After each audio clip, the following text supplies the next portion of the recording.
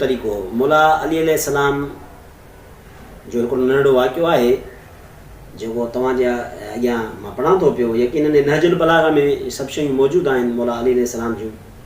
ऐं असां वटि जेको ताज़ीम जो हिन वक़्तु तरीक़ो हले थो पियो उनखां इहे बिना मुख़्तलिफ़ आहे।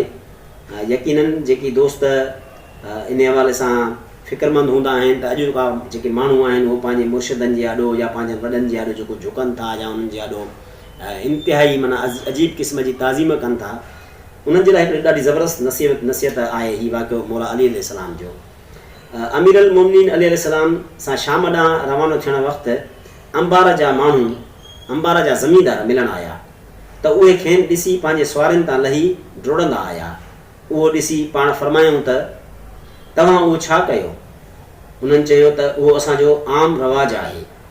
जॾहिं असीं पंहिंजे हुक्मराननि जी तज़ीम बजा आणींदा आहियूं तॾहिं पाण फरमायूं त ख़ुदा जो कसम ईअं करण सां तव्हांजे हुक्मराननि खे को बि फ़ाइदो नथो रसे। पर तव्हां हिन